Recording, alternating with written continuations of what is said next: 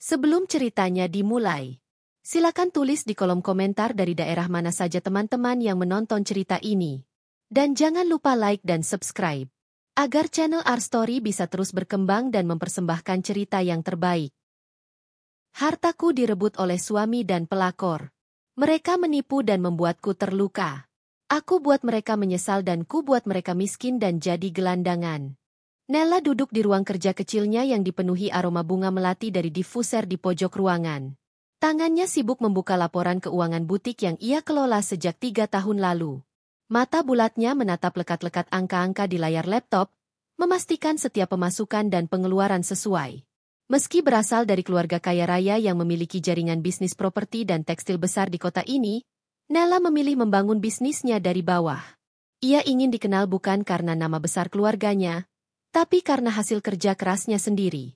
Ruangan itu tidak mewah, hanya berukuran 4x5 meter dengan dinding krem lembut dan lemari buku dari kayu jati. Di atas meja kerja, terdapat foto pernikahannya bersama Randy. Senyum di wajah Randy dalam foto itu terlihat begitu bahagia. Nella tersenyum kecil, kemudian kembali memusatkan perhatian pada pekerjaannya. Sudah hampir 3 jam ia duduk, hanya ditemani secangkir teh hangat dan laptop yang menyala terang. Tak terasa, langit di luar mulai menggelap. Ia melihat ke arah jam dinding, pukul 6 sore lewat 10 menit. Biasanya, Randy sudah pulang di jam segini. Tapi hari ini belum ada kabar. Ia membuka ponsel, membuka WhatsApp, dan mengetik pesan. Sayang, kamu pulang jam berapa? Aku masak makanan kesukaanmu, ayam kecap dan sop bening. Pesan terkirim, tapi hanya centang 1. Nella menatap layar ponselnya agak lama. Ia menunggu sekitar 5 menit, berharap ada balasan atau setidaknya tanda bahwa pesan telah terbaca. Tapi tidak ada. Ia menghela napas dan meletakkan ponsel di atas meja.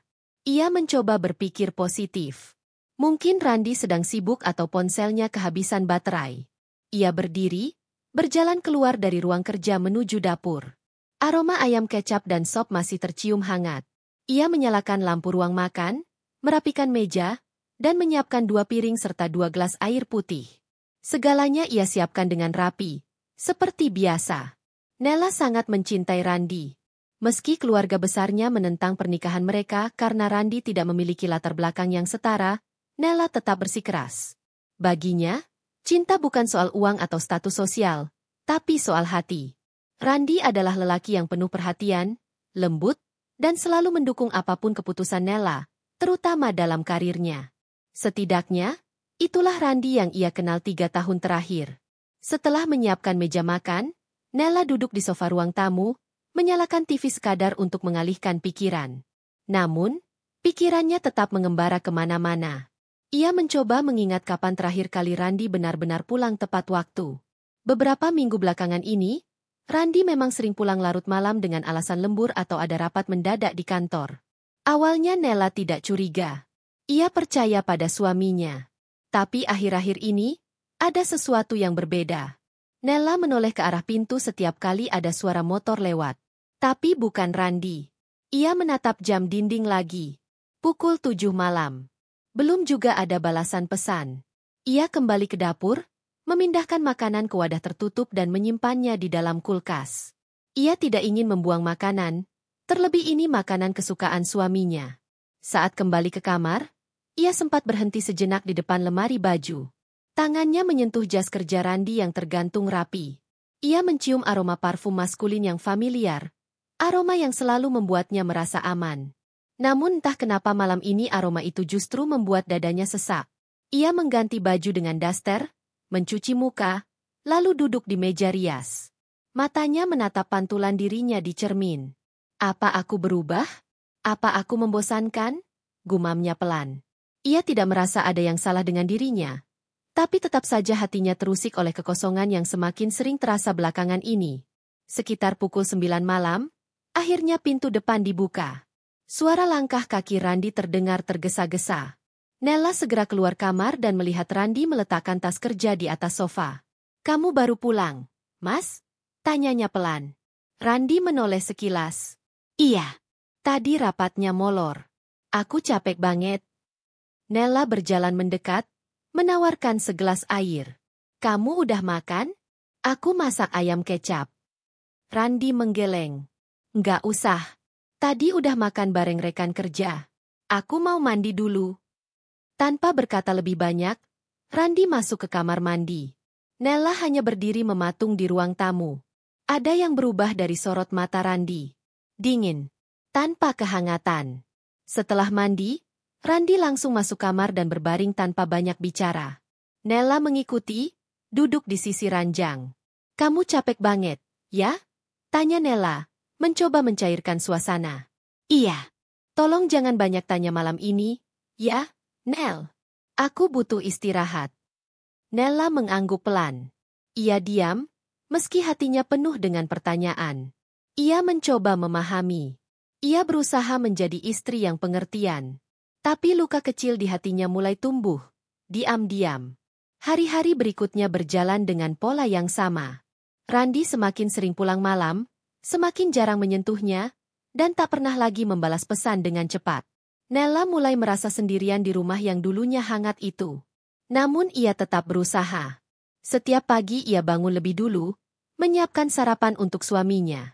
Ia mencuci pakaian, menyetrika baju kerja Randi, dan selalu menyelipkan kata-kata semangat di setiap tisu makan siang yang ia siapkan. Ia ingin Randi tahu bahwa ia masih mencintainya, masih setia menunggu, dan tak akan menyerah begitu saja pada jarak yang mulai terasa ini. Suatu malam, saat Randi tertidur, Nella memberanikan diri membuka ponsel suaminya. Ia tahu itu tidak benar, tapi rasa ingin tahunya sudah terlalu kuat. Jantungnya berdegup kencang. Tangan dingin. Tapi ia tetap melakukannya. Ia membuka aplikasi WhatsApp. Di sana, ia melihat satu nama yang sangat sering muncul, Tania. Ia membuka percakapan mereka, dan matanya mulai berkaca-kaca. Sayang, makasih ya udah temenin makan malam tadi. Aku seneng banget. Aku juga, Tan. Rasanya lebih nyaman sama kamu daripada di rumah. Dia nggak curiga, kan? Belum. Dia terlalu polos buat tahu apa-apa. Tangan Nella gemetar. Ia menutup ponsel itu dan menaruhnya kembali di meja samping tempat tidur. Ia menatap wajah Randi yang tertidur pulas. Air matanya mengalir pelan. Ia tidak tahu harus bereaksi seperti apa. Keesokan paginya, Nella bersikap seperti biasa. Ia tetap menyiapkan sarapan, tetap mengantar Randi sampai ke pintu, tetap tersenyum. Tapi senyum itu mulai pudar di dalam hati. Ia mulai bertanya-tanya. Apa semua cinta yang ia beri selama ini tak ada artinya? Siang itu, ia kembali membuka laporan keuangan butik. Tapi pikirannya kacau. Ia mencoba fokus, tapi tidak bisa. Akhirnya, ia menutup laptop dan keluar dari butik. Ia berjalan ke taman kota yang tidak terlalu jauh. Duduk di bangku kayu, menatap anak-anak kecil bermain kejar-kejaran. Kenapa hidupku berubah seperti ini? Gumamnya. Beberapa orang lewat dan menyapa, karena mengenal Nella sebagai pemilik butik ternama. Ia membalas dengan senyum seadanya. Dalam hati, ia merasa hancur. Hari-hari selanjutnya berjalan lebih berat. Nella makin sering ditinggal sendirian. Randi makin jarang tidur di rumah. Kadang menginap di hotel dengan alasan pekerjaan luar kota. Tapi Nella tahu, itu bohong. Ia tidak bisa membuktikan, tapi ia tahu. Namun Nella masih diam. Ia belum berani mengambil tindakan apapun. Ia berharap Randi sadar. Ia berharap Tania pergi. Ia berharap semuanya kembali seperti dulu. Tapi harapan itu perlahan mulai terasa sia-sia. Randi semakin berani membawa mobil mewah yang dibelikan Nella untuk digunakan pribadi tanpa izin. Ia mulai ikut campur dalam pengelolaan keuangan butik, mengaku hanya ingin membantu, tapi justru mulai mengambil alih. Nella merasa dirinya seperti boneka. Dipakai ketika dibutuhkan, ditinggal saat tidak penting. Namun ia belum mau menyerah. Ia masih ingin memperjuangkan rumah tangganya. Ia tidak tahu bahwa semuanya akan lebih parah dari yang ia bayangkan. Hari demi hari berlalu, dan sikap Randi semakin sulit untuk dikenali. Dulu ia lelaki yang hangat, penuh canda dan tawa, suka merangkul bahu Nella saat mereka menyiram tanaman di sore hari, atau duduk bersandar di pangkuannya sambil menonton televisi. Kini semua itu tinggal bayangan. Wajahnya selalu murung ketika di rumah, tapi justru terlihat segar dan wangi setiap kali hendak berangkat kerja. Nella duduk termenung di ruang makan, memandangi piring kosong di depannya. Tadi pagi, Randi pergi terburu-buru tanpa sarapan, tanpa mencium keningnya seperti biasanya. Ia bahkan tidak sempat membawa bekal makan siang yang sudah disiapkan. Piring ayam geprek kesukaan Randi kini dingin tak tersentuh, dan entah mengapa, Nella tidak punya nafsu makan sama sekali. Ia memejamkan mata, menahan perasaan yang mulai sesak di dada. Ponselnya diletakkan di atas meja, notifikasi WhatsApp sepi. Biasanya, suaminya akan mengirim pesan singkat setidaknya sekali sehari. Tapi sekarang bisa berhari-hari hanya dengan balasan 1-2 kata. Puncaknya adalah ketika Nella melihat nama Tania terus muncul di pikiran, mengusik ketenangannya. Sore itu, Nella memberanikan diri datang ke kantor Randi. Ia membawa beberapa dokumen penting yang butuh tanda tangan, sekaligus ingin memberi kejutan kecil. Ia mengenakan blus putih sederhana dan rok hitam selutut, rambutnya dikuncir rapi, wajahnya tanpa riasan tebal. Ia hanya ingin menyampaikan bahwa dirinya masih ada, masih peduli, dan ingin menjaga rumah tangganya. Begitu sampai di lobi kantor, Nella menyapa resepsionis dan menyebutkan nama suaminya. "Maaf, Ibu, Pak Randi sedang keluar bersama Ibu Tania," kata resepsionis sopan. "Ibu Tania?" Nella bertanya ulang, memastikan. "Ya, Ibu Tania Anggraini, Kepala Divisi Pemasaran. Mereka pergi rapat dengan klien di luar," jawab resepsionis tanpa curiga. "Oh," Nella mengangguk, mencoba menelan kenyataan itu. Ia duduk di lobi selama hampir 1 jam. Pikirannya bergejolak, bertanya-tanya kemana mereka sebenarnya pergi, apakah benar itu rapat, ataukah hanya kedok semata. Ia ingin percaya, tapi terlalu banyak hal yang mengarah pada sesuatu yang salah. Ketika ia hendak pulang, matanya menangkap sosok 2 orang sedang berjalan masuk ke lobi.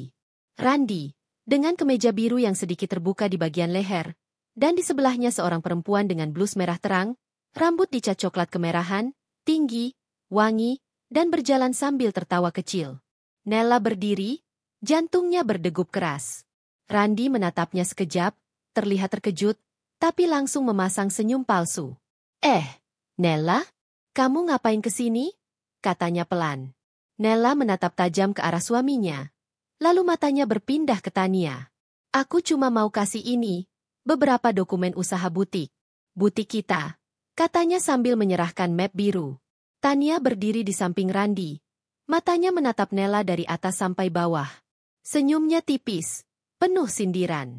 Ia menyelipkan rambutnya ke belakang telinga dengan gerakan anggun dan berkata, "Oh, ini istri kamu ya, Mas? Cantik juga, sederhana." Nada bicaranya membuat darah Nella naik. Tapi ia tetap tenang. Randi tergagap, lalu menyambar map dari tangan Nella. "Oke, nanti aku lihat, ya. Maaf aku sibuk." Nella mengangguk pelan. "Iya. Hati-hati, ya, Mas." Ia melangkah pergi tanpa menoleh lagi, tapi matanya sudah berkaca-kaca. Di perjalanan pulang, hujan turun deras. Nella menyetir pelan, matanya kadang buram karena air mata. Kepalanya dipenuhi bayangan Randi dan Tania yang tertawa bersama. Bukan hanya sakit karena dikhianati, tapi juga karena perlahan, ia merasa dihapus dari hidup suaminya. Malam itu, Nella duduk di ruang tamu, memandangi foto pernikahan mereka. Ia memegang album foto, membalik halaman demi halaman. Di sana ada kenangan masa lalu, senyuman, pelukan, harapan. Tapi semua itu terasa seperti cerita orang lain. Randi yang dulu penuh cinta, kini begitu jauh dan asing. Ia menulis di buku catatannya, "Kalau cinta bisa berubah secepat ini, apa artinya janji dulu di depan penghulu? Kalau pengorbanan tidak cukup membuat seseorang bertahan, lalu apa lagi yang bisa kupegang?" Beberapa hari kemudian, Nella mulai memperhatikan lebih detail segala aktivitas suaminya. Ia menemukan bahwa kartu kredit bisnisnya mulai digunakan untuk pembelian-pembelian aneh. Restoran mahal, hotel, butik fashion wanita. Ketika ditanya, Randi hanya menjawab singkat, "Itu buat entertain klien." Nella tidak yakin. Ia mulai menyimpan bukti-bukti, foto transaksi, nota, dan bahkan mengambil tangkapan layar dari pesan-pesan mencurigakan di ponsel Randi saat ia lupa mengunci layar. Malam demi malam, Nella mulai menyusun rencana dalam diam. Ia tidak ingin gegabah. Ia masih ingin mempertahankan rumah tangga. Tapi jika itu sudah tak mungkin, ia setidaknya tidak ingin jadi korban yang terbuang.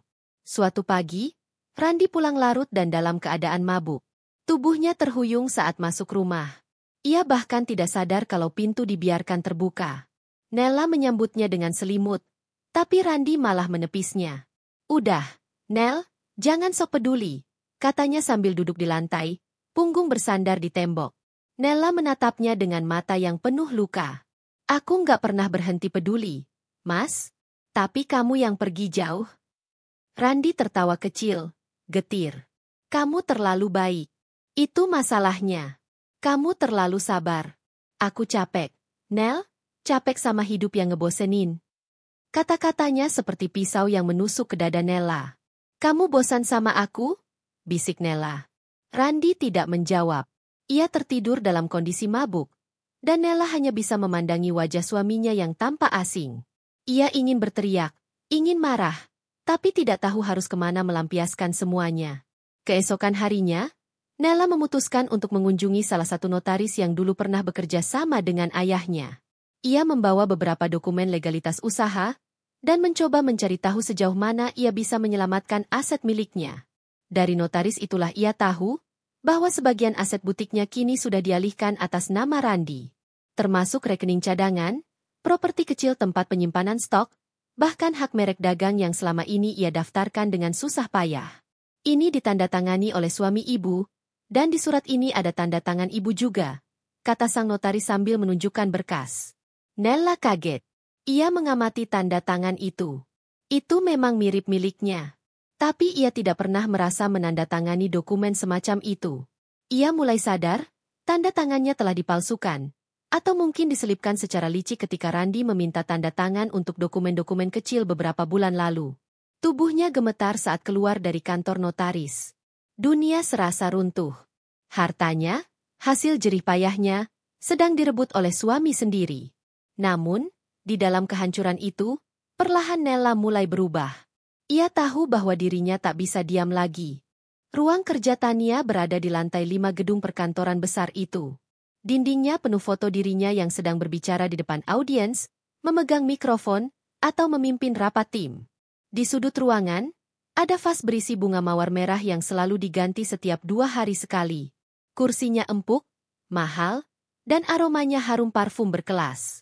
Tania duduk dengan santai sambil menggulir layar ponsel, membaca ulang pesan-pesan dari Randi.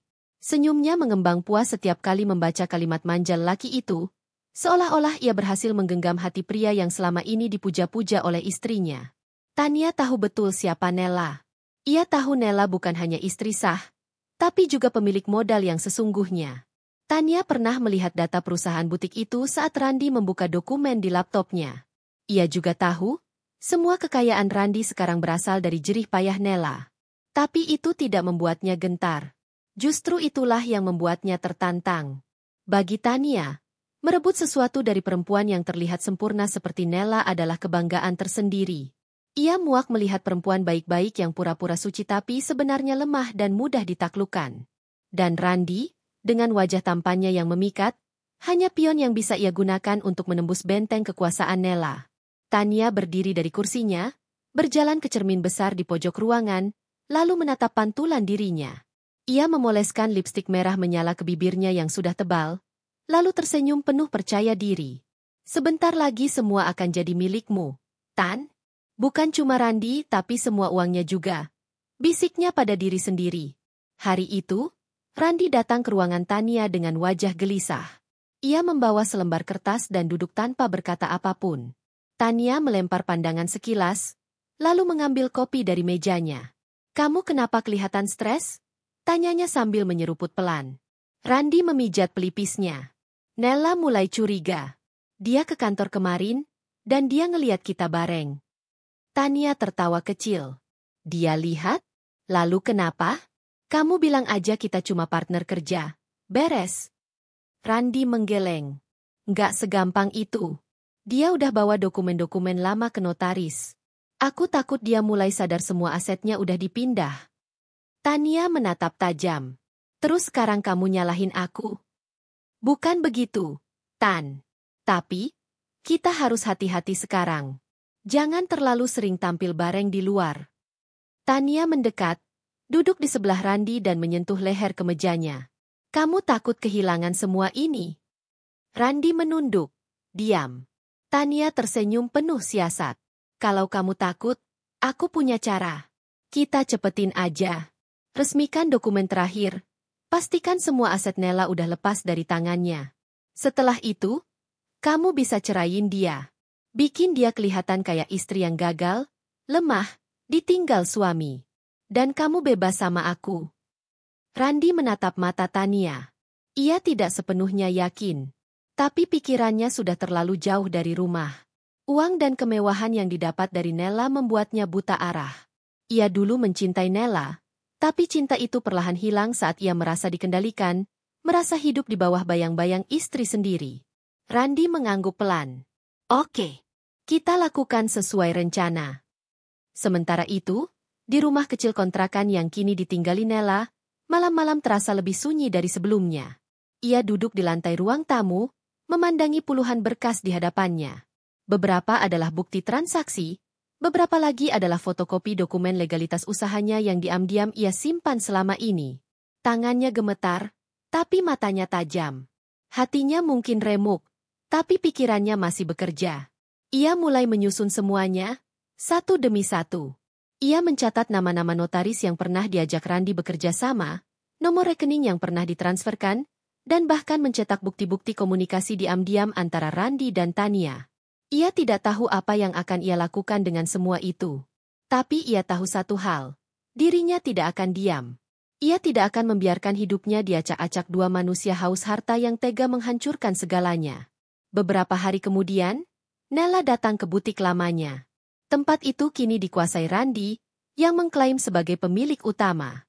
Karyawan lama masih menyapa Nela dengan sopan, tapi dengan raut wajah penuh pertanyaan. Mereka tahu ada yang tidak beres, tapi tidak berani ikut campur. Nela hanya berdiri di luar, menatap logo butik yang dulu ia bangun dari nol. Ia mengingat bagaimana pertama kali ia menyusun konsep, memilih kain, menjahit sendiri, dan melayani pembeli tanpa gengsi. Sekarang semua itu terasa seperti dirampas.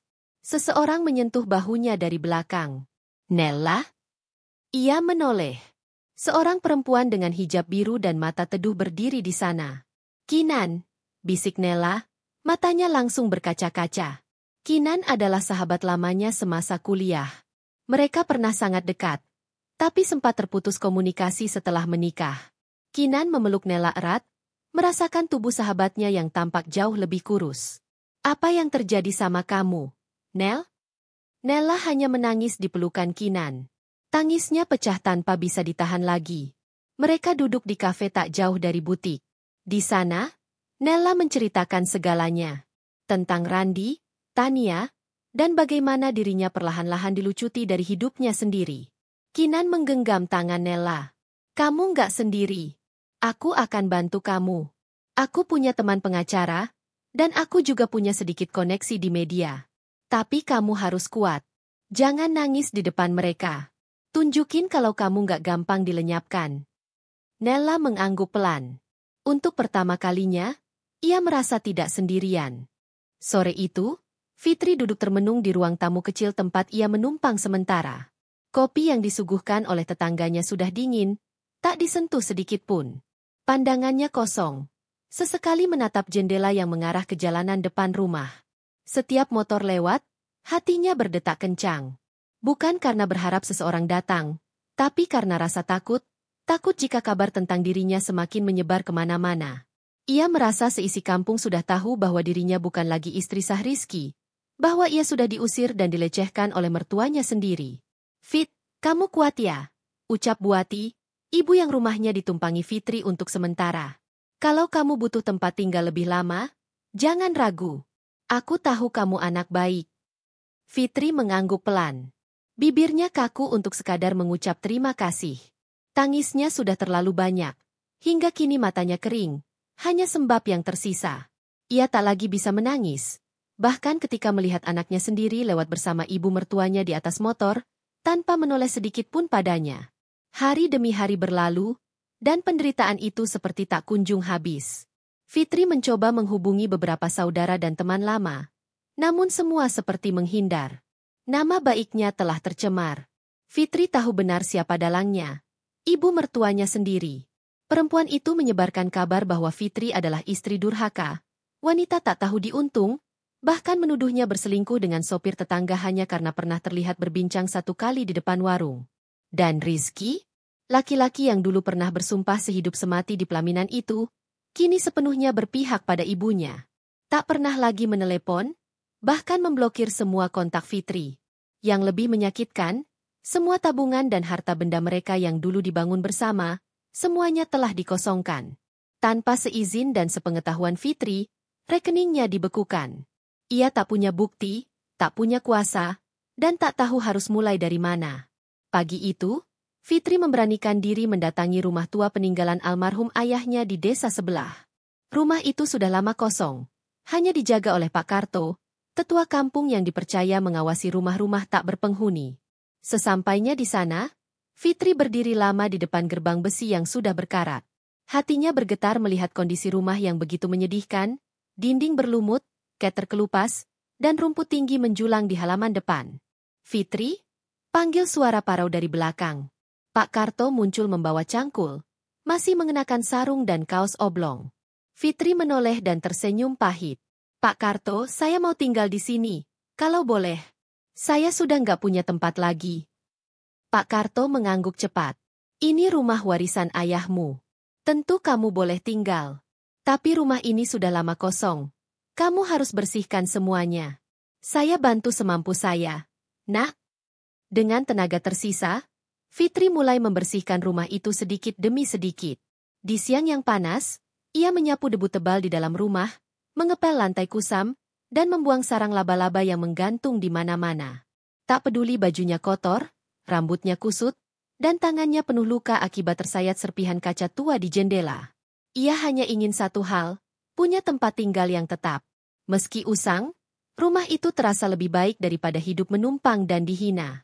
Malamnya, setelah semua cukup bersih, Fitri duduk di lantai ruang tengah sambil menatap langit-langit rumah. Pikirannya melayang ke masa lalu, ke saat-saat indah ia dan Rizky masih saling mencinta. Ia ingat ketika pertama kali Rizky menyatakan cinta di sebuah halte tua, di tengah hujan deras. Waktu itu, Rizky rela melepas jaketnya demi menghangatkan tubuh Fitri. Tapi sekarang, laki-laki itu bahkan membiarkan dirinya terlantar, dicaci, dan dijatuhkan harga dirinya. Fitri tahu, ini bukan waktunya lagi berharap pada cinta. Ia harus bangkit. Anak semata wayangnya, Dinda, masih kecil. Meski kini menjauh karena terpengaruh sang nenek, Fitri yakin suatu hari nanti Dinda akan mengerti kebenaran. Ia harus kuat untuk Dinda. Harus membuktikan bahwa dirinya bukan seperti yang difitnahkan. Keesokan harinya, Fitri berkeliling kampung menawarkan jasa menjahit dan membuat kue. Ia membawa beberapa brosur kecil yang ia tulis tangan sendiri. Dengan senyum yang dipaksakan, ia mengetuk satu demi satu pintu warga, berharap ada yang percaya dan memberi kesempatan. "Bu, saya bisa bikin kue bolu, nastar, dan kue basah lainnya. Kalau butuh untuk arisan atau pengajian, saya siap terima pesanan," ucapnya pada seorang ibu muda yang sedang menyiram tanaman. Ibu itu memandangnya dari atas ke bawah, lalu berkata dengan nada setengah mengejek, "Kamu kan istri Rizky, yang katanya selingkuh itu?" Fitri menelan ludah, hatinya perih, tapi ia tetap menunduk sopan. "Saya cuma ingin kerja yang halal, Bu. Saya butuh penghasilan." "Ya udah, kalau nanti butuh saya kabari," kata ibu itu tanpa minat, lalu menutup pintu rumah pelan-pelan. Fitri menatap kertas brosur yang sudah mulai lecek di tangannya. Ia menghela napas dalam, lalu melangkah ke rumah berikutnya. Dan begitu seterusnya, berulang hingga matahari hampir tenggelam. Hanya 2 orang yang bersedia memesan kue darinya. Tapi 2 itu cukup untuk membuatnya bertahan. 2 itu cukup untuk membuat dapur tetap mengepul. Malam hari, Fitri duduk menatap tungku kecil yang mulai menyala. Ia menimbang adonan dengan hati-hati, mencetaknya satu-satu, lalu memanggang dalam oven tua yang ia temukan di gudang rumah. Wajahnya basah oleh peluh, tapi matanya mulai menyala. Ia seperti menemukan secercah harapan baru di tengah reruntuhan hidupnya. Namun, masalah belum berhenti di situ. Seminggu setelah ia mulai berjualan, datang kabar buruk. Seseorang mengaku sebagai utusan dari Rizky datang ke rumahnya, membawa surat yang menyatakan bahwa rumah itu akan disita oleh pihak keluarga Rizky karena katanya dulunya dibeli atas nama Rizky, meski uangnya dari hasil peninggalan orang tua Fitri. Fitri membaca surat itu dengan gemetar. Ini rumah orang tua saya. Ayah saya yang beli, bukan suami saya. Tapi ibu nggak punya bukti kepemilikannya, kan? Kata lelaki kurus bermata tajam itu. Kalau nggak bisa buktikan, rumah ini akan diambil paksa minggu depan. Fitri mengatupkan rahangnya. Hatinya terbakar. Ia tahu, ini permainan ibu mertuanya lagi. Mereka ingin membuatnya benar-benar jatuh. Tapi kali ini, Fitri tak akan diam. Ia tak akan lari. Ia akan melawan, walau sendiri. Malam itu, ia membuka kotak kayu tua milik ayahnya. Di dalamnya, ia menemukan tumpukan dokumen lama, termasuk fotokopi sertifikat rumah atas nama ayahnya. Meski kertasnya sudah menguning, cap dan tanda tangan masih jelas terbaca. Dengan hati-hati, ia membungkus semua dokumen itu, lalu menyimpannya di lemari terkunci. Kalau kalian mau perang, bisik Fitri lirih sambil memandang keluar jendela, maka aku siap berdiri di garis depan. Aku bukan wanita lemah seperti yang kalian kira. Fitri duduk di kamar kontrakan sempitnya, memandangi berkas-berkas yang berserakan di atas lantai. Matanya sembab, tapi ia menahan air mata agar tidak tumpah lagi.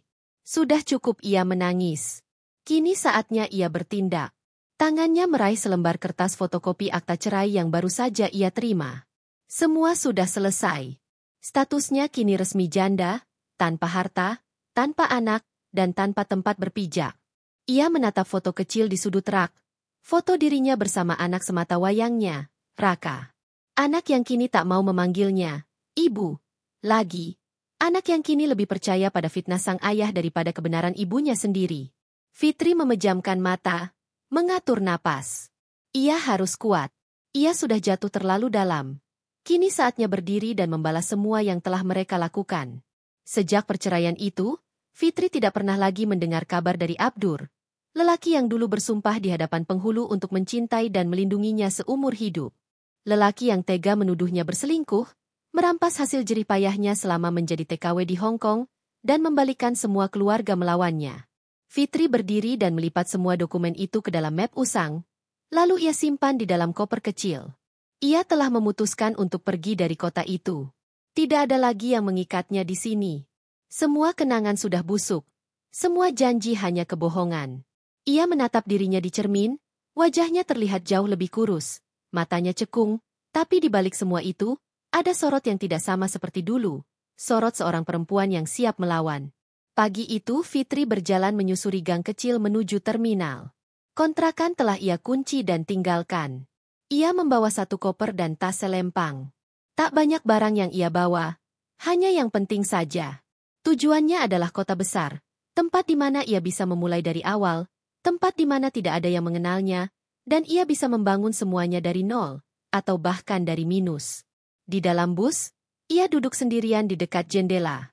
Sepanjang perjalanan ia terus memandangi pemandangan di luar, mengenang bagaimana dulu ia pulang dari Hong Kong dengan penuh harapan. Ia pernah membayangkan akan menyambut suaminya dengan pelukan, melihat anaknya berlari ke arahnya, dan keluarga besarnya bangga padanya.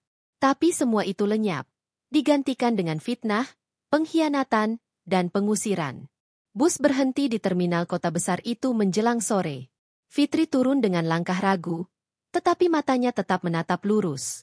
Ia tidak tahu akan tinggal di mana malam itu, tapi ia percaya bahwa langkahnya tidak akan sia-sia. Ia hanya butuh waktu. Ia tahu dirinya bisa melewati semua ini. 3 minggu kemudian, Fitri telah bekerja sebagai penjaga kasir di sebuah minimarket 24 jam. Ia tinggal di kamar kos kecil yang cukup bersih, dengan kamar mandi luar dan hanya berisi kasur tipis serta kipas angin. Meski hidup serba terbatas, Fitri merasa lebih tenang.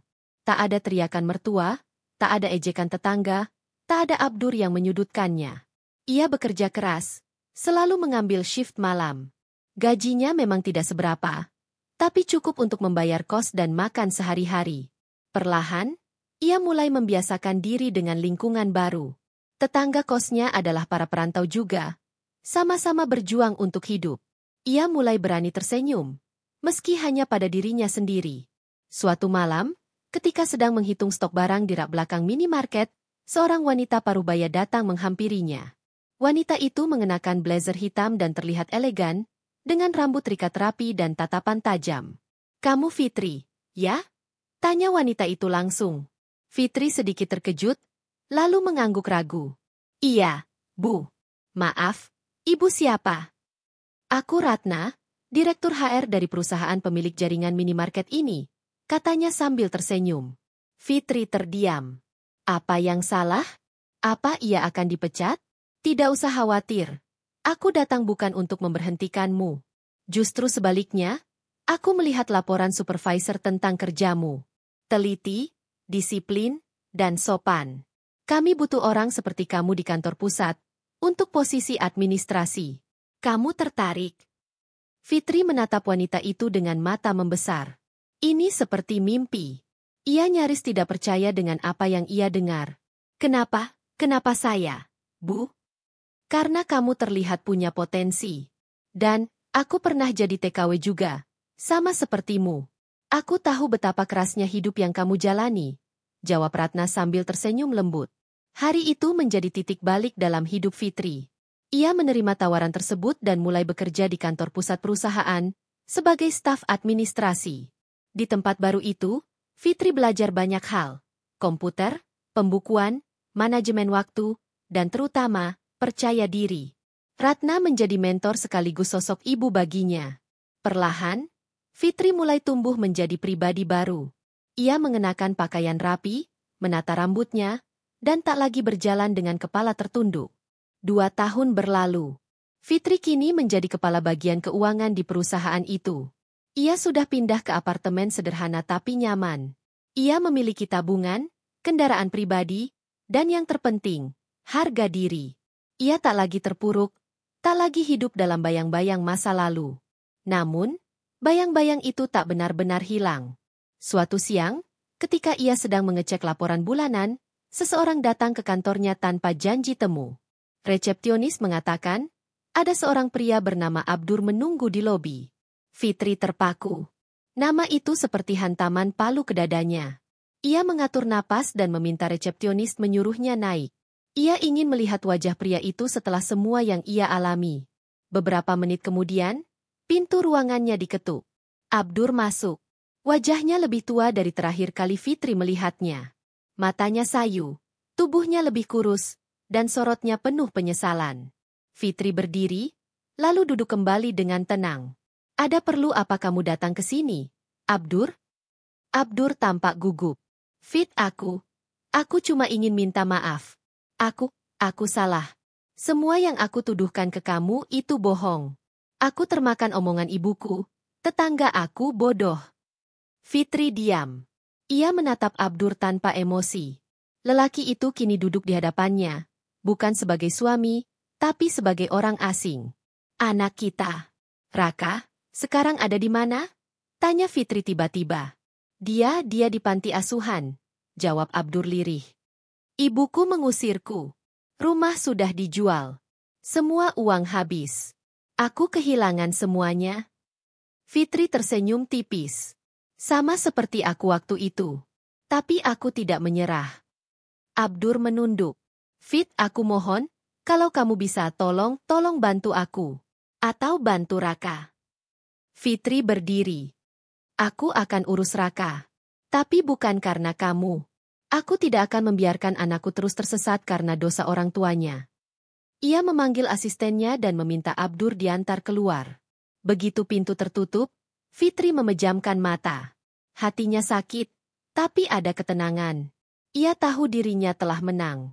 Bukan karena balas dendam, tapi karena ia berhasil menjadi lebih kuat dari luka yang dulu menghancurkannya. Hari itu, Fitri memutuskan untuk menjemput Raka. Ia tahu butuh waktu agar anaknya percaya lagi. Tapi ia siap. Karena ia tak lagi lemah. Ia bukan lagi Fitri yang dulu. Ia adalah perempuan yang bangkit dari luka, dan membuktikan bahwa kehancuran bukanlah akhir dari segalanya. Fitri berdiri mematung di depan rumah kontrakan kecil yang kini ia tinggali. Rumah itu sangat sederhana. Dengan dinding yang mulai mengelupas catnya dan pagar besi yang sudah berkarat. Suasana sunyi menyelimuti pagi itu, tak ada suara apapun kecuali detak jantung Fitri yang kencang. Ia baru saja pulang dari pasar setelah berjualan sayur seadanya, hasil sisa dari pinjaman modal kecil dari tetangganya. Tubuhnya lelah, wajahnya pucat, tapi hatinya tetap penuh tekad. Langkah kakinya pelan menyusuri halaman kecil menuju pintu. Di tangannya ada kantong plastik berisi nasi bungkus murah dan sedikit sayuran untuk makan siang. Saat ia membuka pintu, terlihat anaknya, Raka, sedang duduk sambil bermain dengan mainan yang sudah lusuh. "Raka, ibu pulang," ucapnya pelan sambil tersenyum, berusaha menutupi segala kesedihan yang bersarang di wajahnya. Anaknya hanya menoleh sebentar, lalu kembali menunduk tanpa sepatah kata. Hati Fitri kembali mencelos. Ia sadar, anaknya belum memaafkannya. Masih trauma dan termakan fitnah ayahnya yang terus mencuci otaknya bahwa ibunya adalah wanita murahan. Wanita tak tahu diri yang meninggalkan keluarga demi laki-laki lain. Padahal, semua itu fitnah. Fitri tidak pernah selingkuh. Ia bekerja keras di Hong Kong sebagai TKW, hanya untuk menafkahi keluarga. Tapi suaminya, Abdur, malah berbalik menuduh dan mengambil semua harta yang ia kumpulkan bertahun-tahun. Fitri meletakkan bungkusan makanan di meja kecil. Ia duduk di samping anaknya, menatap wajah polos yang kini terlihat begitu asing. "Raka, kamu lapar? Ibu beli nasi uduk kesukaan kamu. Ada telur balado juga," bujuknya pelan. Raka tetap diam, lalu berdiri dan masuk ke kamarnya tanpa menoleh. Fitri memejamkan mata, menahan air mata yang hendak jatuh. Hatinya terluka, tapi ia tidak akan menyerah. Ia akan merebut kembali cinta anaknya dan membuktikan bahwa dirinya bukan seperti yang dituduhkan. Sementara itu, di rumah mewah tempat Abdur tinggal bersama wanita simpanannya, suasana begitu berbeda. Rumah besar itu terlihat megah dari luar, tapi dipenuhi ketegangan dari dalam. Wanita yang dulu digadang-gadang sebagai pengganti Fitri, kini mulai menunjukkan sifat aslinya. Boros, egois, dan selalu menuntut. "Mas, uang bulanan bulan ini kurang. Aku mau beli tas baru. Teman-teman aku semua udah pada punya. Mas tahu nggak, aku malu punya suami pelit kayak kamu," hardiknya sambil melempar kartu kredit ke meja. Abdur hanya diam. Uangnya memang mulai menipis. Setelah mengambil semua tabungan Fitri, ia gunakan untuk membahagiakan wanita itu dan membeli rumah. Tapi ia tidak pandai mengelola keuangan, dan bisnis kecilnya mulai merugi. "Bisa nggak sih kamu itu ngerti? Sekarang bukan zamannya foya-foya. Kita harus hemat," balas Abdur dengan nada tinggi. Wanita itu mendengus, lalu berdiri dan menghempaskan pintu kamar. Abdur memijit pelipisnya. Ia mulai lelah. Hidupnya yang dulu tenang bersama Fitri, kini berubah kacau. Ia bahkan tak pernah bisa tidur nyenyak karena wanita itu terus menuntut. Namun ia terlalu gengsi untuk mengakui kesalahannya. Terlalu malu untuk meminta maaf pada Fitri. Ia pikir, wanita itu sekarang sudah jadi gelandangan. Apalagi sejak ia usir dari rumah dan minta pengadilan menceraikannya secara sepihak, Fitri tak pernah muncul lagi. Abdur yakin hidup Fitri sudah hancur. Tapi ia tidak tahu bahwa wanita itu sedang menyusun balas dendam perlahan-lahan. Fitri menatap cermin kecil di sudut kamar. Wajahnya terlihat letih. Namun di matanya tersimpan semangat membara. Ia tahu, dirinya tidak bisa selamanya hidup seperti ini. Ia harus bangkit. Beberapa hari lalu, seorang sahabat lamanya sesama TKW menghubunginya. Namanya Sari. Kini ia sudah kembali ke Indonesia dan membuka bisnis online yang cukup sukses. Sari menawari Fitri untuk bekerja sama. "Fit, aku tahu kamu sedang kesulitan. Tapi aku yakin kamu bisa bangkit. Yuk kerja bareng aku. Aku butuh orang yang bisa pegang admin dan bantu packing. Kita bisa mulai kecil dulu. Nanti kalau laku, kita kembangkan," kata Sari lewat telepon. Awalnya Fitri ragu. Ia tak percaya diri. Tapi melihat keadaan anaknya yang semakin menjauh, ia sadar bahwa diam bukan solusi. Ia harus bertindak. Keesokan harinya, Fitri memulai harinya lebih awal. Ia mandi, memakai baju rapi, dan mengikat rambutnya dengan jilbab sederhana. Ia naik ojek ke rumah Sari yang berada di perumahan kecil tak jauh dari kontrakannya. Sari menyambut dengan hangat. "Ya Allah Fitri, kamu kurus banget, tapi kamu tetap cantik.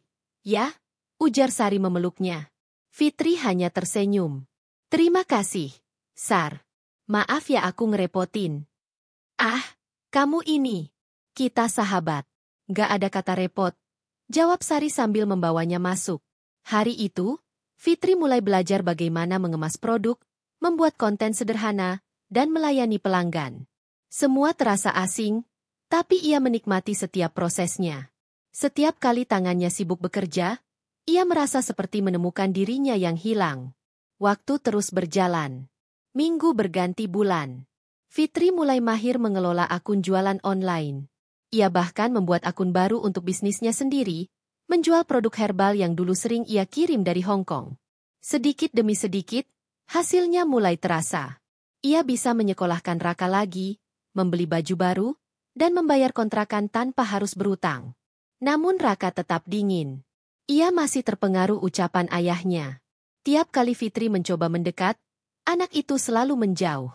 Hingga suatu hari, Fitri mendapat kabar mengejutkan dari sahabatnya. Fit, kamu tahu nggak? Abdur ternyata lagi dikejar-kejar utang. Bisnis dia bangkrut. Dan katanya wanita simpanannya itu pergi bawa semua uang yang ada. Ujar Sari sambil menunjukkan berita di layar ponselnya.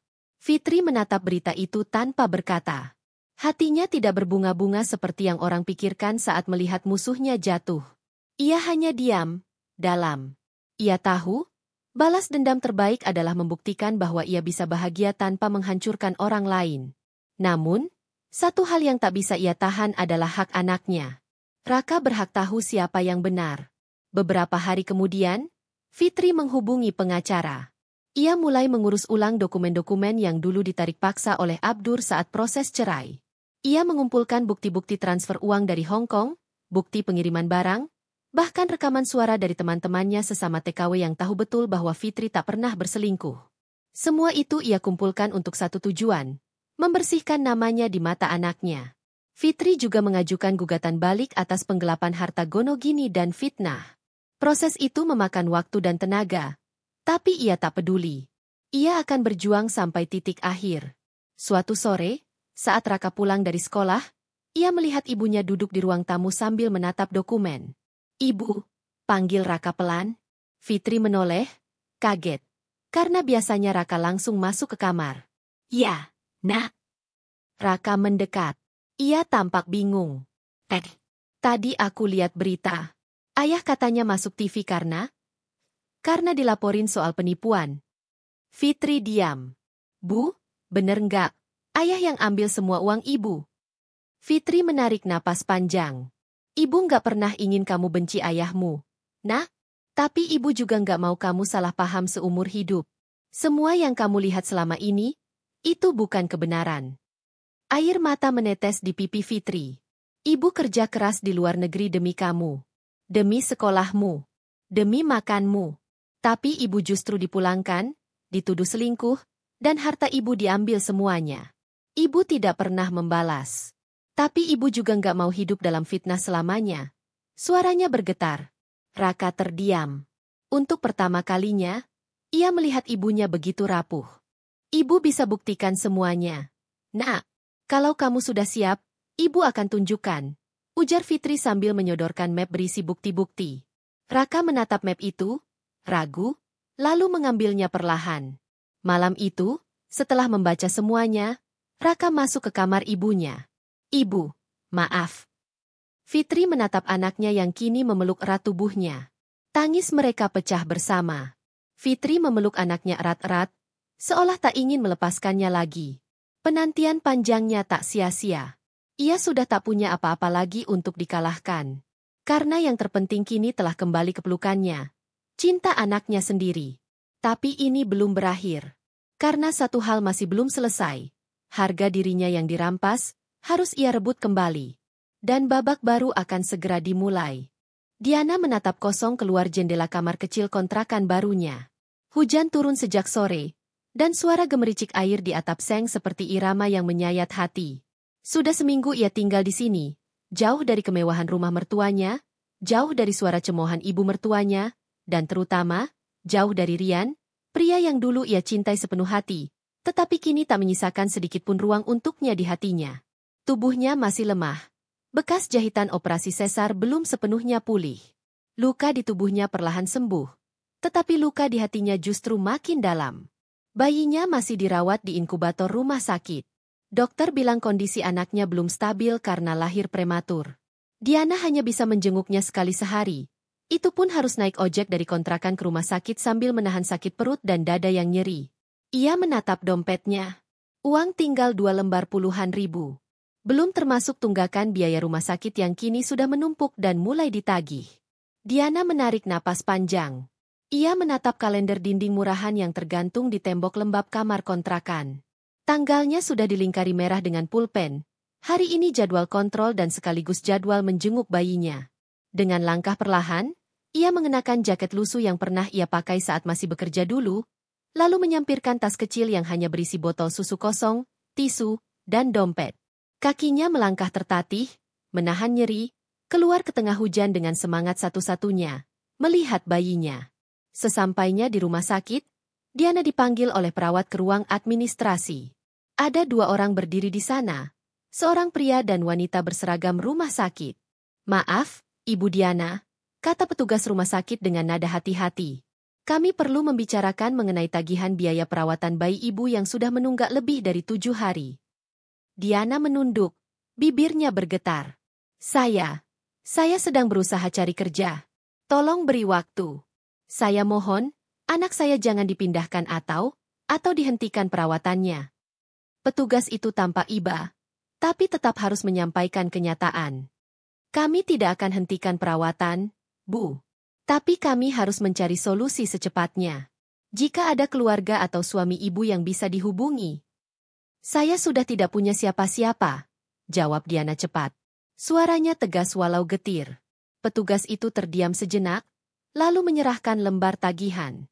"Ini total yang harus dibayarkan. Kami tunggu kabar baiknya, Bu." Diana mengangguk lemah, lalu melangkah ke ruang inkubator dengan langkah gontai. Ia menatap putrinya yang mungil. Tubuhnya dibalut kabel dan selang kecil. Air matanya mengalir diam-diam. "Maafkan Mama, Nak. Maafkan Mama belum bisa tebus kamu keluar dari sini. Tapi Mama janji, Mama akan lakukan apa saja supaya kamu bisa pulang." Sepulang dari rumah sakit, Diana duduk di depan kontrakannya. Hujan sudah reda. Ia membuka ponselnya yang layarnya retak, dan mulai menelusuri lowongan kerja dari grup WhatsApp dan Facebook. Hampir semuanya butuh ijazah tinggi, atau pengalaman kerja yang ia tak punya. Sebelumnya ia pernah bekerja sebagai penjaga toko dan sempat menjadi kasir minimarket. Tapi kini kondisinya belum cukup kuat untuk berdiri lama. Saat itu, seorang tetangga kontrakan bernama Butini menghampirinya. "Diana, kamu belum makan?" tanya Butini sambil menyodorkan bungkusan nasi bungkus. Diana kaget, lalu tersenyum kikuk. "Iya, Bu. Makasih. Saya belum sempat masak." Butini duduk di sampingnya. "Saya dengar kamu habis lahiran, ya? Sendiri aja? Keluarga kemana?" Diana hanya mengangguk pelan. Air matanya menetes. "Saya sudah gak punya siapa-siapa, Bu. Semua pergi ninggalin saya waktu saya paling butuh." Butini memegang tangannya pelan. "Kalau kamu butuh bantuan, bilang aja. Saya ini kerja di warung makan. Pemiliknya baik, dan lagi cari orang buat bantu bungkusin pesanan. Kalau kamu kuat, kamu bisa mulai bantu dari rumah. Nanti makan juga disediain." Diana tak bisa menahan haru. Ia langsung mengangguk cepat. "Saya mau, Bu. Saya mau kerja. Mulai kapan aja saya siap." Hari-hari berikutnya, Diana mulai membantu dari rumah. Bungkus nasi, potong sayur, dan sesekali bantu kirim pesanan ke sekitar kontrakan. Upahnya tidak banyak, tapi cukup untuk bayar listrik dan beli popok bayi.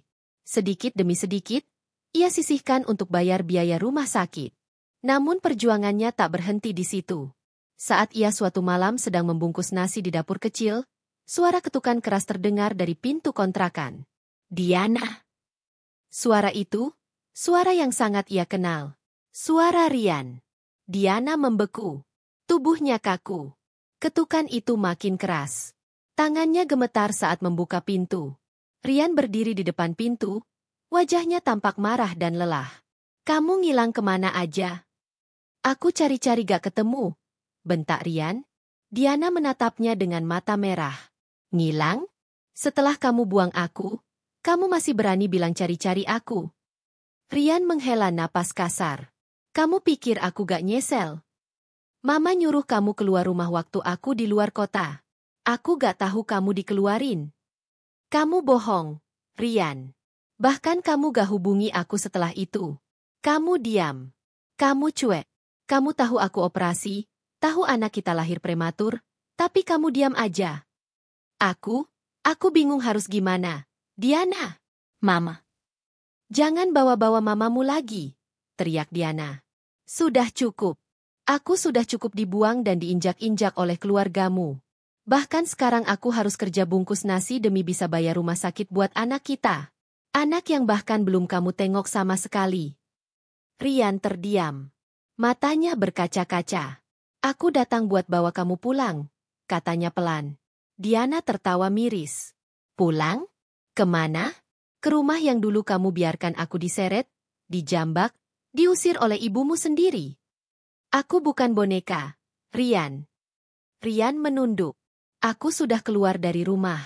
Aku sudah tinggalkan semuanya. Aku mau mulai dari nol sama kamu dan anak kita. Aku salah, Diana. Diana memejamkan mata. Tangisnya pecah. Ia ingin percaya. Ia ingin memeluknya. Tapi hatinya sudah hancur berkeping-keping. Kamu datang terlambat, Rian. Terlalu terlambat. Diana menutup pintu perlahan.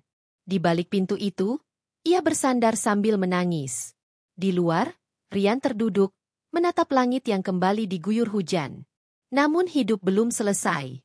Dan perjalanan Diana belum berakhir. Luka itu masih membekas, tapi ia tahu, di balik luka itu, ada kekuatan yang sedang ia bangun, untuk dirinya, dan untuk anaknya. Fitri melangkah keluar dari ruangan dengan langkah tegak dan tatapan tajam. Semua mata tertuju padanya, seolah tak percaya bahwa wanita yang selama ini mereka pandang sebelah mata justru menjadi penyelamat perusahaan. Sorot lampu dari lobi menyinari wajahnya yang tegas namun penuh luka. Dia tak menoleh sedikit pun kepada Rizky yang berdiri mematung di belakangnya. Hatinya sudah cukup hancur melihat suaminya tak berkutik di hadapannya tadi. Di depan pintu lobi, beberapa staf yang biasa mengabaikannya kini justru menunduk hormat. Bahkan Ibu Kartini, sekretaris direktur yang terkenal pilih kasih, buru-buru membukakan pintu dengan senyum yang dibuat-buat. Maafkan saya Bu Fitri, saya tidak tahu kalau Anda. Fitri tak menjawab. Dia hanya menatap wanita itu sebentar, lalu melangkah melewati pintu besar itu seperti ratu yang meninggalkan istananya yang sudah penuh pengkhianatan. Langit Jakarta sore itu mendung. Angin semilir menyapu kerudung yang menutupi kepalanya. Fitri berjalan menuju mobil yang sudah menunggunya. Sopirnya buru-buru keluar dan membukakan pintu. Ke rumah, Bu? Tanya sopir itu pelan. Fitri hanya mengangguk. Sepanjang perjalanan pulang, Fitri terdiam. Tangannya menggenggam ponsel dengan erat. Notifikasi terus berdatangan. Dari media, dari pesan masuk teman-teman lamanya, bahkan dari orang-orang yang dulu mencibirnya. Semua mengirimkan pesan bernada menyesal, minta maaf, hingga sok akrab kembali. Namun Fitri tidak peduli pada itu semua. Yang ada dalam pikirannya hanyalah satu hal, balas dendam belum selesai. Sesampainya di rumah mewah peninggalan almarhum ayahnya, Fitri masuk tanpa sepatah kata. Pembantunya yang sudah tahu situasi langsung menyingkir tanpa berani bertanya. Fitri masuk ke kamarnya, duduk di depan meja rias, dan memandangi wajahnya di cermin. Aku sudah bukan Fitri yang dulu, gumamnya pelan. Tiba-tiba, suara ponselnya berbunyi. Nama di layar membuat matanya menyipit. Ibu mertua. Fitri mengangkatnya. Halo? Suaranya dingin. Fitri, maafkan ibu. Ya, ibu baru tahu semua dari kantor. Ibu nggak tahu kalau kamu selama ini. Bu, potong Fitri datar. Ibu tahu sejak awal siapa saya. Tapi ibu lebih memilih membela wanita yang menggoda suami saya. Sekarang, setelah semuanya terbongkar, ibu menyesal. Fitri, ibu nggak tahu harus gimana. Bu, mulai sekarang saya sarankan ibu urus hidup ibu sendiri. Saya tidak akan pernah melarang Rizky untuk datang menjenguk ibu.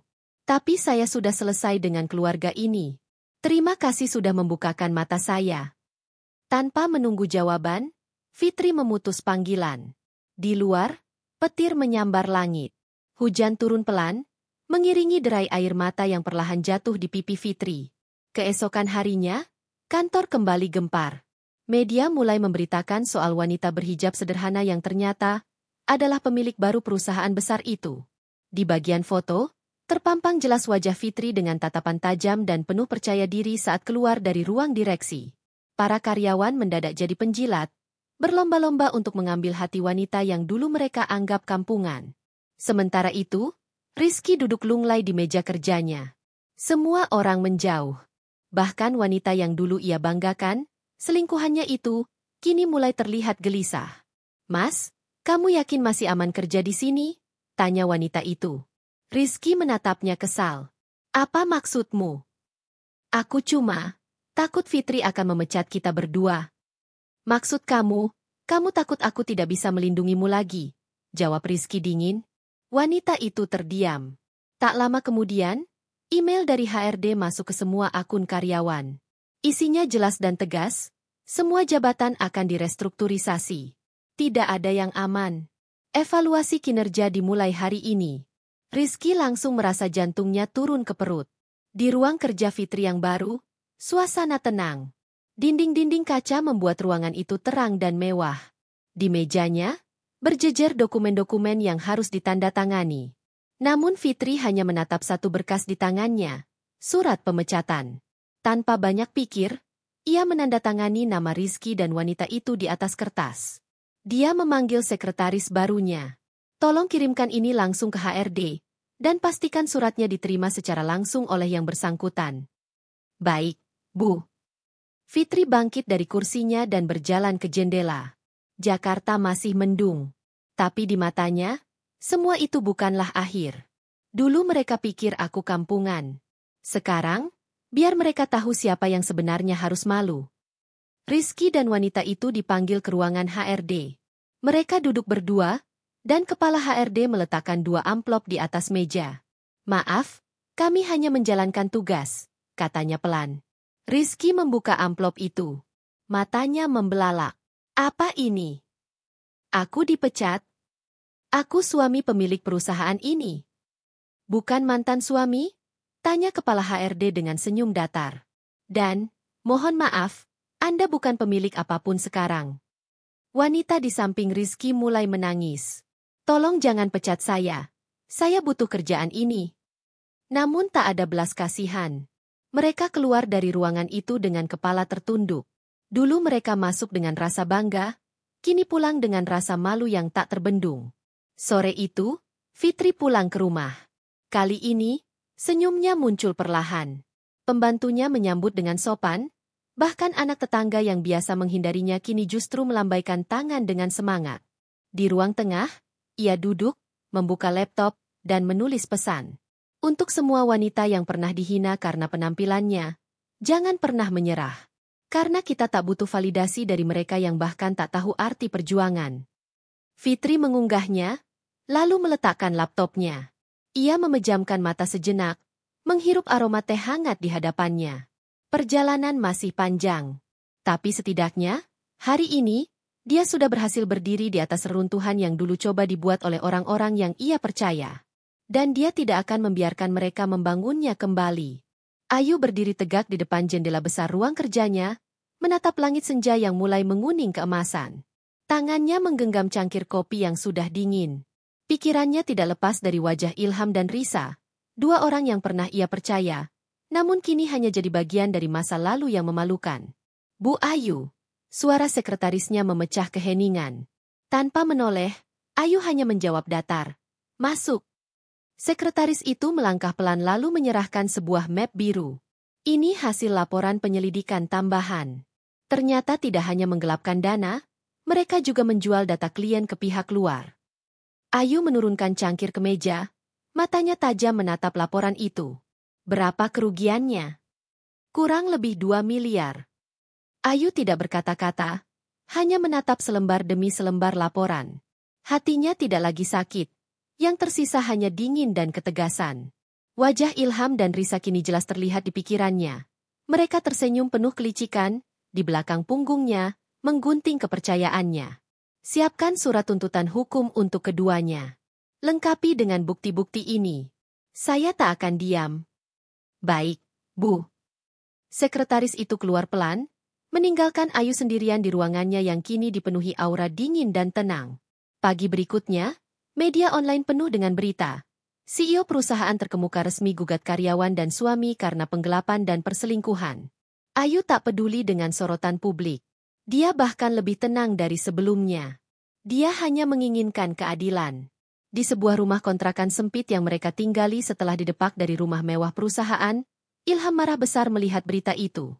Dia keterlaluan, bentaknya sambil melempar ponsel ke dinding. Risa, yang masih mengenakan daster kumal, hanya bisa duduk diam di pojok ruang tamu kecil itu. Matanya bengkak karena menangis semalaman. Sejak mereka dipecat dan diusir, hidup mereka berubah drastis. Uang habis, tabungan dikuras buat membayar utang, sementara reputasi mereka hancur di seluruh jaringan profesional. Kau yang keterlaluan. Risa balas membentak. Emosinya meledak setelah berhari-hari tertekan. Kalau saja kau tak memaksaku main belakang dengan dana perusahaan, kita masih punya pekerjaan. Ilham menatapnya dengan penuh amarah. Jangan salahkan aku. Kau juga yang girang waktu aku ajak liburan pakai uang kantor. Kau kira aku bahagia sekarang, hah? Hidup di tempat begini, dimaki semua orang, bahkan ibuku sendiri tak mau bicara lagi. Suasana semakin panas. Pertengkaran itu hanya menunjukkan satu hal. Mereka hancur. Perlahan tapi pasti, Ayu berhasil menghancurkan mereka dengan cara paling tenang dan menyakitkan. Sementara itu, Ayu justru tampil semakin elegan dan kuat. Ia menghadiri rapat-rapat penting dengan percaya diri. Semua direksi memuji ketegasannya dalam menghadapi pengkhianatan, bahkan banyak yang menyatakan kekaguman atas sikap profesionalnya. Di suatu malam, saat ia baru saja pulang ke rumah, ibunya menyambut dengan senyum hangat. Kamu kelihatan makin tenang, nak. Ayu melepas sepatu dan duduk di sofa. Aku hanya ingin menegakkan keadilan, Bu. Mereka tidak hanya menghancurkan aku, tapi juga nama perusahaan keluarga kita. Aku tidak bisa biarkan. Ibunya mengelus punggung Ayu lembut. Ibu bangga sama kamu. Kamu tidak balas dengan emosi, tapi dengan elegan. Ayu tersenyum tipis. Aku belajar dari ibu. Dulu saat ayah dikhianati partner bisnisnya, ibu tetap tenang. Aku hanya meniru itu. Hari-hari berikutnya, persidangan dimulai. Ayu datang dengan setelan blazer hitam, tampak anggun dan berwibawa. Di sisi berlawanan, Ilham dan Risa tampak lusuh dan penuh tekanan. Pengacara mereka bahkan terlihat enggan. Saat hakim memanggil nama mereka, Ilham menunduk dalam. Risa bahkan tak berani menatap Ayu. Semua bukti-bukti ditampilkan. Transfer gelap, laporan palsu, bahkan rekaman percakapan antara mereka berdua yang membahas rencana menguras aset perusahaan. Apa saudara Ilham dan Risa mengakui seluruh tuduhan ini? Tanya hakim. Ilham menggertakkan gigi. Kami minta maaf. Tapi kami tidak bermaksud. Tidak ada tapi, potong hakim tegas. Perbuatan kalian merugikan tidak hanya perusahaan, tapi juga orang-orang yang bekerja dengan kalian. Kami akan lanjut keputusan. Ayu tetap tenang selama sidang, tak sekalipun dia menyela atau menunjukkan emosi. Di akhir persidangan, hakim menyatakan bahwa Ilham dan Risa terbukti bersalah atas penggelapan dana perusahaan dan pelanggaran etik berat. Hukuman penjara dan ganti rugi ditetapkan. Di luar ruang sidang, wartawan langsung mengerubungi Ayu. Bu Ayu, apakah Anda puas dengan hasil ini? Ayu hanya menatap mereka, lalu menjawab pelan, saya hanya ingin keadilan ditegakkan. Tidak lebih.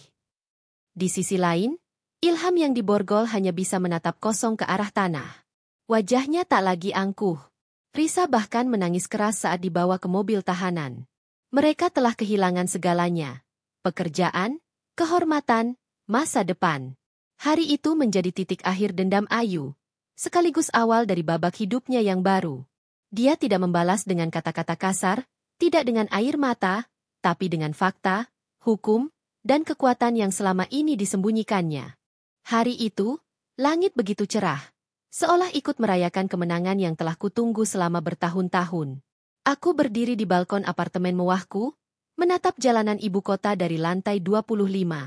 Angin semilir membelai jilbabku yang kini kembali kugunakan dengan penuh kebanggaan. Aku tersenyum. Bukan senyum kebencian, tapi senyum kepuasan. Akhirnya aku bisa berdiri tanpa beban. Sudah seminggu sejak semua rencanaku selesai. Harta, rumah, mobil, aset perusahaan, semua atas namaku sejak dulu. Dan saat dia, lelaki yang dulu kupanggil suami, pulang dengan wajah penuh percaya diri sambil menggandeng perempuan yang dulu merebutnya dariku, mereka ternganga melihat gerbang rumah sudah berganti, pagar terkunci, dan penjaga tak mengizinkan mereka masuk. Rumah ini sudah dijual, ucap Satpam dengan tegas. Dan Ibu Fitri sudah pindah. Apa? Teriak keduanya, tak percaya. Saat itu pula, aku sengaja menampakkan diri di balik mobil hitam yang menjemputku. Aku keluar dengan busana terbaikku, sepatu mahal, dan wajah tenang. Kutarik napas panjang dan melangkah ke arah mereka. Selamat datang di kehidupan barumu, Arman, ucapku datar. Apa maksudmu? Wajahnya memucat. Tak ada lagi rumah, tak ada lagi mobil, tak ada lagi kartu kredit. Semuanya sudah kublokir.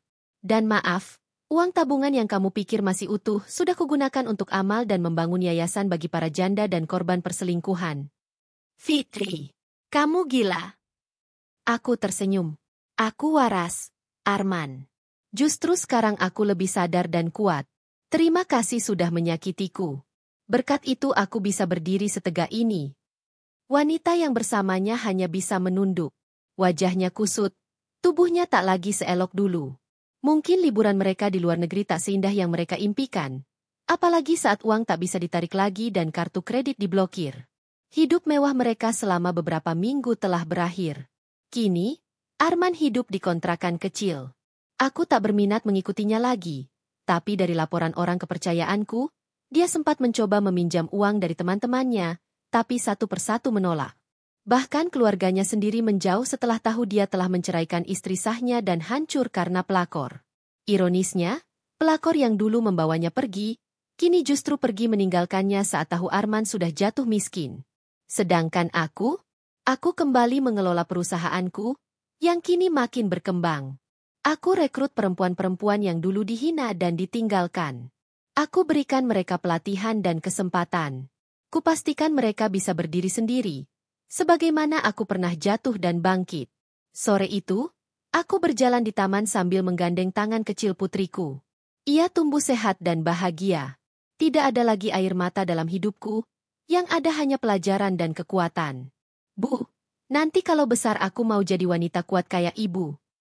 Aku menatapnya dan tersenyum. Kamu pasti bisa, Nak.